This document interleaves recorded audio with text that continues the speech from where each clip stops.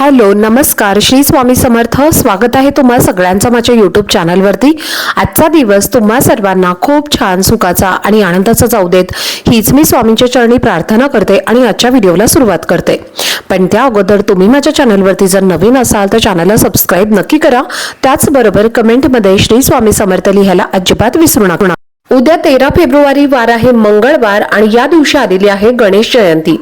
तर या मागे गणेश जयंतीला गणपती बाप्पांचा जन्म झाला होता आणि हा जो दिवस आहे किंवा ही जी तिथी आहे तर ती ही मंगळवारी आल्यामुळे या दिवशी अंगारक योग सुद्धा तयार झालेला आहे आणि त्यामुळे हा योग म्हणजे मंगळ ग्रह जो असतो तर तो निखाऱ्यासारखा लाल भडक दिसत असतो आणि त्याने भारद्वाज ऋषींकडून गणेश मंत्र घेतला होता आणि गणेशाची उपासना केली होती आणि त्यांच्या उपासनेनंतर प्रसन्न होऊन बाप्पांना त्यांनी आशीर्वाद दिला होता की माझ्या जन्माची तिथी ही चतुर्थी आहे आणि म्हणूनच मंगळवारी कृष्ण पक्षातील ही गणेश चतुर्थी जी आहे तर ती अर्थातच अंगारकी चतुर्थी म्हणून ओळखली जाईल आणि म्हणूनच आपल्याला सर्वांना शक्य होईल त्यांनी या दिवशी चतुर्थीचं व्रत करायचं आहे। ज्यांना निरंकार व्रत करता येईल त्यांनी निरंकार व्रत करायचं आहे आणि ज्यांना शक्य नाही त्यांनी फलाहार करून सुद्धा हे व्रत केलं तरी सुद्धा चालेल। तर या दिवशी आपल्याला गणपती बाप्पांची विधिवत पंचोपचारे पूजा करायची आहे, पंचामृताने अभिषेक करायचा आहे। त्यानंतर त्यांना प्रिय असणाऱ्या जास्वंदाचं फूल आपल्याला अर्पण करायचं आहे। त्यांना प्रिय असणारा नैवेद्य मग गुळ खोबऱ्याचा नैवेद्य किंवा तिळगुळाच्या लाडूचा नैवेद्य आपल्याला अर्पण करायचा आहे आणि या दिवशी आपल्याला गणपती बाप्पांना जानवं सुद्धा अर्पण करायचं आहे। तर अशा पद्धतीने आपल्याला त्यांची सेवा सुद्धा करायची आहे आणि यासोबतच काही उपाय सुद्धा करायचे आहेत। तर आजच्या व्हिडिओमध्ये तुमच्यासोबत मी एक उपाय शेअर करणार आहे। या गणेश जयंतीच्या दिवशी अंघोळीच्या पाण्यामध्ये आपल्याला अशी एक वस्तू टाकायची आहे, त्यामुळे आपल्या सर्व अडचणी, दोष, नकारात्मकता, करणी बाधा या सर्व नष्ट होतील आणि आपल्या कितीही कठीणातील कठीण इच्छा असतील तर त्या सुद्धा सर्व कठीण इच्छा आपल्या फक्त 24 तासामध्ये पूर्ण होतील। तर असा हा उपाय तुमच्यासोबत मी आजच्या व्हिडिओमध्ये शेअर करणार आहे, त्यामुळे व्हिडिओ हा स्किप न करता शेवटपर्यंत नक्की पहा जेणेकरून तुमच्यापर्यंत योग्य ती माहिती पोहोचेल। आणि तुम्ही माझ्या चॅनलवरती जर नवीन असाल आणि तुम्हाला जर असेच माहितीपूर्ण व्हिडिओ बघायला आवडत असतील तर चॅनलला पण नक्की सबस्क्राइब करा आणि जास्तीत जास्त लोकांच्या सोबत पण शेअर करा जेणेकरून त्याचा त्यांना नक्कीच फायदा होईल।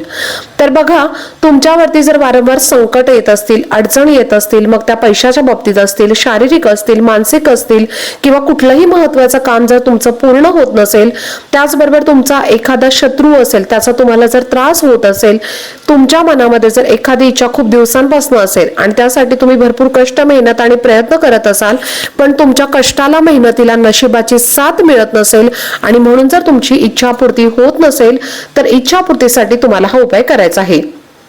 सर्वप्रथम तुम्हाला जर शक्य झालं तर पवित्र गंगेवरती तुम्ही स्नान या दिवशी आवर्जून करा, पण आता प्रत्येकालाच तिथे जाऊन स्नान करणं शक्य नाही तर त्यांनी हा उपाय घरी करायचा आहे।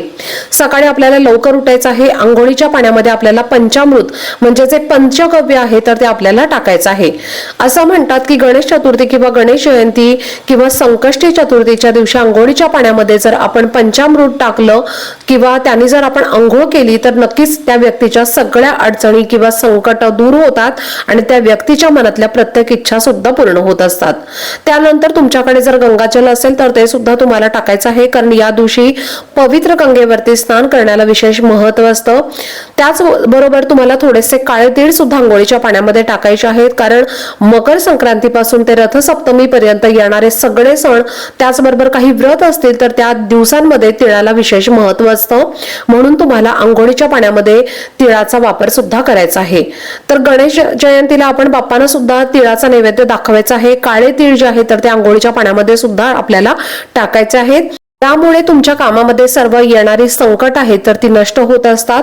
अंघोळ करत असताना आपल्याला ओम गण गणपतये नमः या मंत्राचा जप करत स्नान करायचं आहे आणि स्नान करून झाल्यानंतर आपल्याला गणपती बाप्पांची विधिवत पूजा सुद्धा करायची आहे।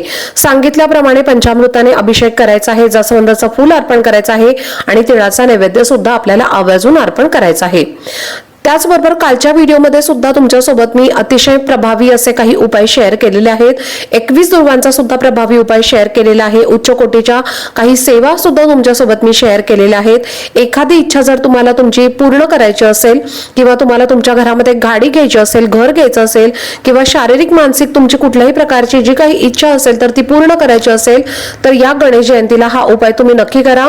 या व्रताच्या दिवशी आपल्याला शरीर शुद्धीकरण सुद्धा होणं हे अतिशय महत्त्वाचं असतं। असतं, मनाचं शुद्धीकरण सुद्धा होणं हे अतिशय महत्त्वाचं असतं. तर गणेश जयंतीच्या दिवशी आपण जे काही उपाय करणार आहोत, सेवा करणार आहोत, तर ते आपल्याला करण्याच्या आधी आपलं शरीर आणि मन हे शुद्ध करून घ्यायचं आहे. त्यामुळे आपण ज्या काही सेवा उपाय करतो तर त्या सेवांचा आणि उपायांचं निश्चित फळ हे आपल्याला प्राप्त होत असतं आणि आपल्यामध्ये असणारी जी काही निगेटिव्हिटी आहे, वाईट शक्ती आहेत, दोष आहेत, तर ते सुद्धा संपूर्णपणे दूर होत असतात, अडचणी दूर होत असतात. त्यामुळे तुम्हाला त्या सेवेचं फळ हे नक्कीच प्राप्त होईल. कालच्या व्हिडिओमध्ये पण मी तुमच्यासोबत काही उपाय हे शेअर केलेले आहेत. तुम्ही ते उपाय पाहिले नसतील तर नक्की आपल्या चॅनलला व्हिजिट करून ते व्हिडिओ बघा, जेणेकरून तुम्हाला त्याचा नक्कीच फायदा होईल. तर चला, झालेली सेवा ही मी स्वामी महाराजांच्या चरणी रुजू करते. आजचा व्हिडिओ जर तुम्हाला आवडला असेल तर व्हिडिओला जास्तीत जास्त लाईक करा आणि जास्तीत जास्त स्वामी भक्तांबरोबर शेअर करा आणि चॅनलला पण नक्की सबस्क्राईब करा. भेटूयात पुढच्या व्हिडिओमध्ये. तोपर्यंत सर्वांना श्री स्वामी समर्थ.